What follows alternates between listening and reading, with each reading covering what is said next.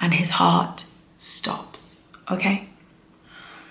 I was really angry. And you never ever existed, did you? You're not real.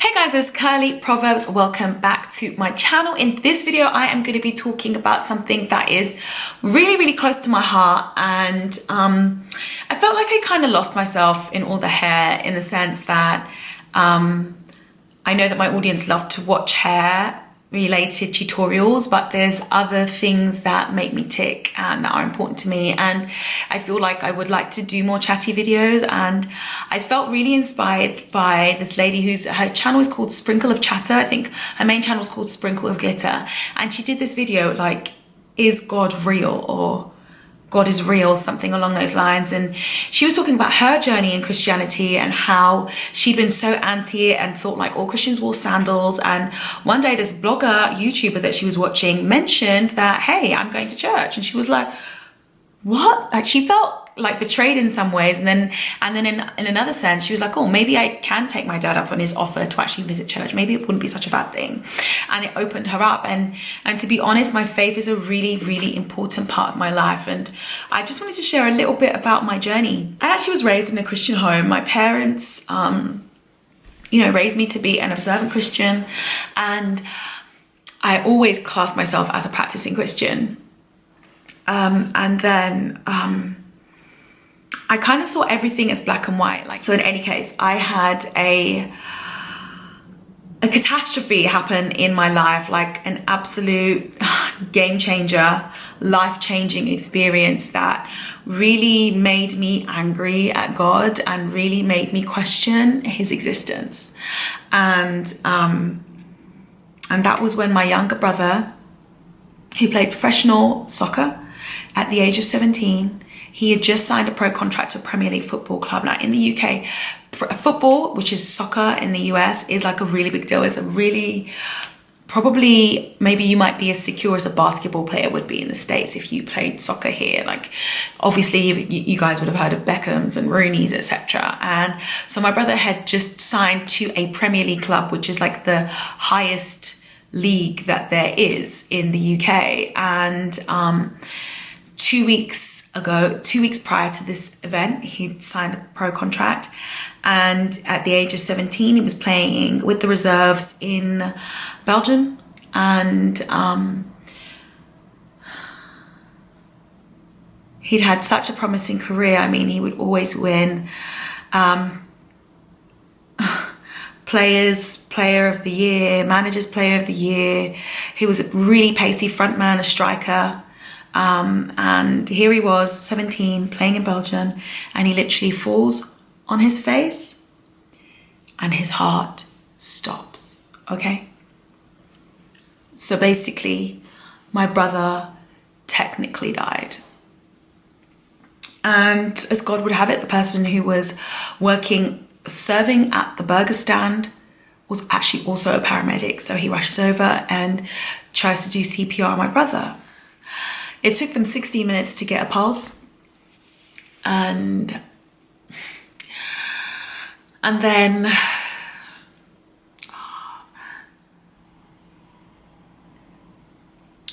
we got the phone call to say that my brother had collapsed. And they didn't give us many details, and they just said, you really should get over here. What we didn't know was that 98% of people that this happened to don't make it past the first 24, and most of the remaining 2% die within the week from complications of chemical pneumonia, because resuscitation puts contents of the stomach into the lungs and leads to pneumonia. My brother did get that pneumonia, by the way. When I got the call, I was physically sick. I was physically sick several times, shaking. My brother and I have always been so close and had a crazy connection, and we look so similar. Like, if you were to cut all my hair off and give me some muscles, you basically almost looking at the same person. Like, we always said that we were twins, but years apart. Nothing could have prepared me for the sight that I saw when I got to Belgium, and my baby brother was on a ventilating machine and in an induced coma. He had a tracheotomy. He had chemical pneumonia, mucus in his lungs, and every now and then they had to aspirate him, which means they had to put a tube down into his mouth and suction out the mucus that was building up from the infection that he'd gotten from the resuscitation.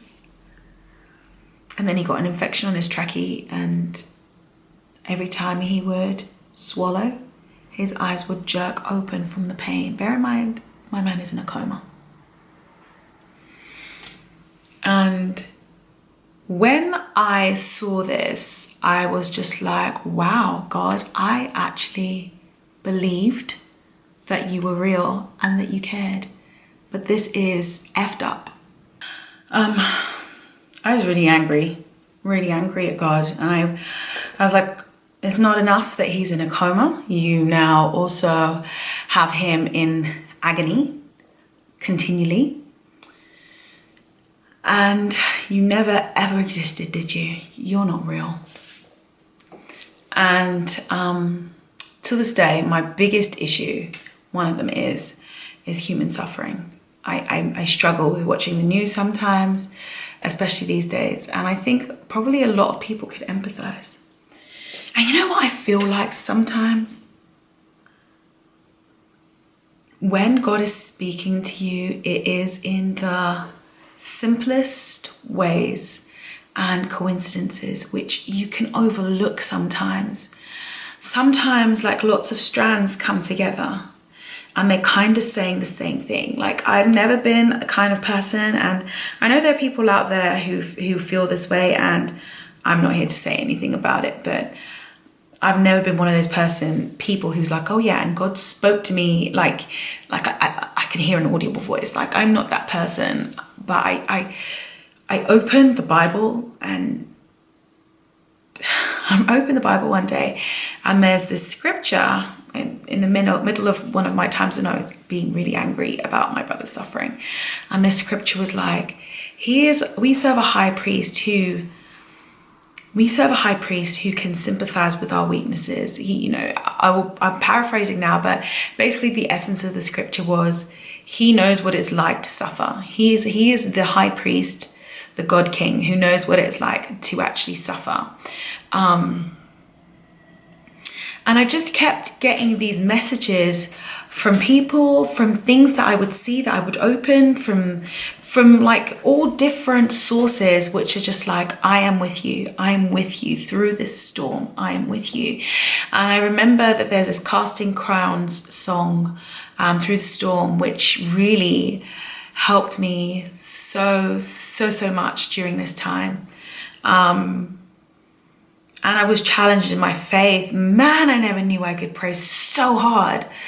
Like, I didn't need sleep. I prayed so hard. Like, we were out in Belgium for probably 2 months. And I was praying so much. I was angry and I was praying all at the same time. And I was reading the Bible, and I was getting so much comfort. You know, King David was like, my couch is wet with tears. That's how I felt. This book started to really come alive. And I feel like sometimes it takes for us to go through a really difficult time for things to come alive, and for us to actually get a chance to practice what we have always believed. And I felt like I was just being spoken to time and time again. And I remember the doctor saying to my mom, you know what? He is going to be a vegetable for the rest of his life. You need to accept it. You need to understand this. You need to process this. And you need to start picking up the pieces and moving forward. And my mom said, no. I serve a God who is mighty and able to save and heal. And the doctor was like, whatever makes you feel better and gets you through this time. He looked at her like she was crazy. The science said that my brother was in a vegetative state. His brain activity, his brain damage was catastrophic. He was in a coma. He was in hospital for 11 months. He was in a coma You don't just wake up out of a coma. First off, the movies lied. You wake up very gradually, so it's very hard to say the point at which he came out of the coma. But between 2 and 3 months, he was coming out of the coma. And when he did, he was blind. He was lame, unable to walk. He had confusion of mind. He couldn't even stick his tongue out of his mouth. That was how much ability he had lost. He couldn't swallow. He was being peg-fed. And again, this was really a big part of my struggle. And one day, this arrogant and brilliant, well-respected neurologist basically gave us that news that he was going to be needing care. He would need to go to a care home and be cared for the rest of his life. Let's just say my mum refuted it again. And 2 days later, he was back saying, I was wrong. Because guess what? My brother spoke. He spoke. And the nurse who was looking after him ran down the corridor and told the lady at the desk, this kid just spoke. This kid just spoke. And she was like, you're getting too involved with this family. It's not even possible. I'm sorry, I keep leaning into the camera. It's not even possible. You're getting too involved with this family. And she came down the corridor and he did it again. My brother was being offered water to try and practice his swallowing, to suck the water out of the cotton wool, because they wouldn't just pour water down his throat in case it went down into his lungs. And my brother said, I don't want this. I want a Big Mac. He'd been peg-fed for months. And there was so much rejoicing, and the doctor had to take back what he had said. And it is a much longer story, and I can't go into it all. As I say, my brother was in hospital for 11 months. But it suffices to say that the doctors were wrong. And I have now seen a blind man see, a lame man walk, and a dead man somehow come to life and survive. Against all odds, he was not supposed to make it. 8 young people a week in the UK die of what killed my brother. And again, one of the questions is, why us? Why did God give us that miracle? Why did we get to see another day with him and other people don't? I don't have the answers. All I know is, and it's really difficult to get this across, is that I would be dealing with the turmoil of difficult questions, and just as I am literally shaking my fist at God, saying a statement, I would open my Bible that day, or somebody would say something to me that day that I said nothing to, and would answer my question. Sorry, the wind is howling. But I don't know all the answers as to why he blesses some people and not others. And my brother still has some things that he's working on, but my goodness, has God done a miracle? Because every doctor of his original staff that he sees is completely dumbfounded at the amazing progress that he's made. And I just wanted to share that with you. I had a crisis of faith, and I still struggle with suffering and other things. But I felt like I was getting so many answers through so many sources, and people who did not even know that they were giving me a word that I needed to hear. And I hope this video is that for somebody out there. You know, let me tell you, the road was so dark ahead, and my brother's recovery seemed like impossible. virtually impossible. And look how God moved. But that particular instance gave me an example of having my hand held through the most difficult time. Kind of like the Footprints poem, where I feel like I was carried when I had no strength, I had no resolve, there was no way my faith was going to continue. But God.